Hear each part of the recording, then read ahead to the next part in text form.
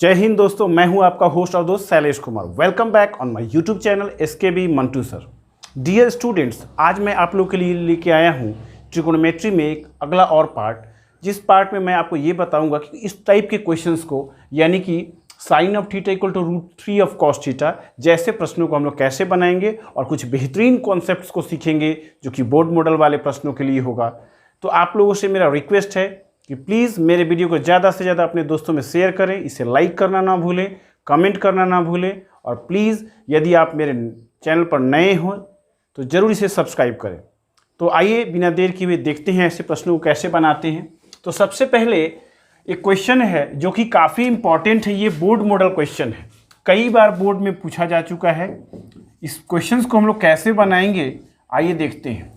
सबसे पहले लिखा हुआ है, यदि sine of theta equal to √3 into cos of theta, तब साइन ऑफ थीटा और कॉस ऑफ थीटा का मान ज्ञात करें। तो प्रश्न जैसे ही बच्चा पढ़ता है तो इसमें कहा गया है कि साइन थीटा और कॉस थीटा का मान ज्ञात करें। तो बच्चा कहेगा अरे साइन थीटा का मान तो दिया ही हुआ है √3 कॉस थीटा। तो नहीं, हमें एक रेलेवेंट टर्म में यानी कि न्यूमेरिकल वैल्यू में फाइंड करना है। तो कैसे फाइंड करेंगे आइए देखते हैं। सबसे पहले सॉल्यूशन लिखेंगे पहले वाले प्रश्न के लिए। चूंकि साइन ऑफ थीटा बराबर दे रखा है √3 इंटू कॉस ऑफ थीटा, ऐसे दे रखा है। तो सबसे पहले एक तरीका ये होता है कि हम इसे इंटू में है ये, तो इसे डिवाइड में लाते, यानी ये हो जाएगा sine of theta divided by cos of theta और इक्वल टू हो जाएगा √3, और आप चाहें तो इसे sine of theta by cos of theta क्या होता है बच्चों, tan ऑफ थीटा, और इक्वल टू हो जाएगा √3। तो ये हो गया इसका तरीका।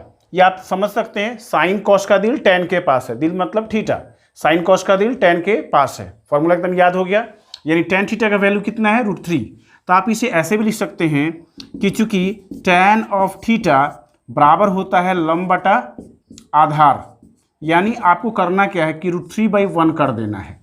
अब आप देख पा रहे होंगे कि यहाँ पे हो जाएगा √3/1, यानी लंब के लिए √3 हो जाएगा और आधार के लिए 1, यानी इसलिए आप लिख देंगे कि लंब बराबर √3 ऑफ के, जहाँ के अनुपाती राशि होगी, और आधार के लिए आप लिख देंगे 1k, जहाँ के क्या होगा, अनुपाती राशि। अब हमें क्या फाइंड करना है बच्चों, कर्ण, यानी इसलिए कर्ण का फॉर्मूला हमने आपको बता रखा है। कर्ण इक्वल टू होता है √ लंब का स्क्वायर और जोड़ आधार का स्क्वायर। अब ये कुछ इस प्रकार से बनेगा, लंब का मतलब √3 ऑफ के the whole square plus 1k the whole square. ध्यान से देखिए बच्चों, यानी कि √√3k का स्क्वायर ओनली 3k स्क्वायर, और 1k का स्क्वायर तो 1k स्क्वायर ही होगा। जब आप इसे कैलकुलेट करेंगे तो √4k स्क्वायर होगा, और आप अच्छी तरह जानते हैं कि ये 2k के बराबर हो जाएगा, क्योंकि 4 का वर्गमूल 2 और k स्क्वायर का वर्गमूल k, यानी आपको कर्ण भी प्राप्त हो गया। अब हमें क्या करना है, इस प्रश्न में साइन और कॉस का मान निकालना है। इसलिए चूंकि हम जानते हैं कि साइन ऑफ थीटा बराबर होता है लंब बटा कर्ण, यहाँ पर आप देख पा रहे होंगे कि लंब कितना है, लंब जो है √3k है, यानी कि √3k, और कर्ण जो है वो 2k आ गया, यानी 2k, यानी k से k कैंसिल आउट हो जाएगा, ये हो जाएगा √3/2। ये आपने फाइंड कर लिया। अब हमें कॉस थीटा का मान निकालना है। तो चूंकि हम जानते हैं कि कॉस ऑफ थीटा बराबर होता है आधार बटा कर्ण, आधार बटा कर्ण, यानी कि आधार की जगह पे हम क्या रखेंगे, आधार की जगह पे हम रखेंगे 1k, यानी 1 इंटू k, और कर्ण के जगह पे 2k, यानी k से k कैंसिल आउट हो जाएगा, तो ये हो जाएगा 1/2। बिल्कुल आसान तरीके से हम इसे दूसरे मेथड से भी बना सकते हैं, लेकिन फिलहाल हम लोग अभी थीटा का वैल्यू नहीं फाइंड किए हैं, इसलिए नहीं बना रहे हैं, लेकिन इसे बनाना चाहिए। और एक और प्रश्न है जिसे हम लोग उसी मेथड से बनाएंगे, यानी क्वेश्चन नंबर 2। यदि sine of theta equal to है कॉस ऑफ थीटा और 0 डिग्री से बड़ा है थीटा, थीटा से बड़ा है 90 डिग्री, तब साइन ऑफ थीटा और कॉस ऑफ थीटा का मान ज्ञात करें। थोड़ा ध्यान दें, ये जो बात है इसी को हमें ध्यान रखना है, यानी कि जो थीटा की जो वैल्यू है 0 और 90 के बीच है, इसका मतलब कि थीटा 0 से बड़ा होगा, यानी 30 हो सकता है, 45 हो सकता है, 60 हो सकता है, ना 90 होगा ना 0 होगा। ये बात दिमाग में रखना है। तब हमें साइन थीटा और कॉस थीटा का मान ज्ञात करना है। जब पहली बार बच्चा प्रश्न पढ़ रहा होता है तो उसे समझ में आता है साइन थीटा का मान कॉस थीटा दिया और कॉस थीटा का मान साइन थीटा, फिर पूछ क्यों रहा है कि साइन थीटा और कॉस थीटा का मान ज्ञात करें? तो बच्चों वो आपसे न्यूमेरिकल वैल्यू पूछ रहा है, मतलब कि आंकिक मान पूछ रहा है। ये बात हमें ध्यान में रखना चाहिए। आइए देखते हैं सेकंड क्वेश्चन का सॉल्यूशन, यानी कि सॉल्यूशन देखते हैं सेकंड वाले क्वेश्चन का। चूंकि यहाँ पे दिया है साइन ऑफ थीटा, चूंकि साइन ऑफ थीटा बराबर दे रखा है कॉस ऑफ थीटा, ये दे रखा है आपको, यानी आप इसे ऐसे भी कह सकते हैं कि क्या हम इससे ऐसे 1 से गुना कर सकते हैं? बिल्कुल, cos of theta Ekam cos of theta. तो अब आप इसे कहेंगे साइन ऑफ थीटा बटा कॉस ऑफ थीटा बराबर 1, जैसा कि मैंने यहाँ पे किया था, सेम एज वैसे वहाँ भी करेंगे हम। तो यहाँ पे आप देख पा रहे होंगे कि ये हो गया tan ऑफ थीटा बराबर हो गया 1, यानी आप इसे 1/1 भी लिख सकते हैं।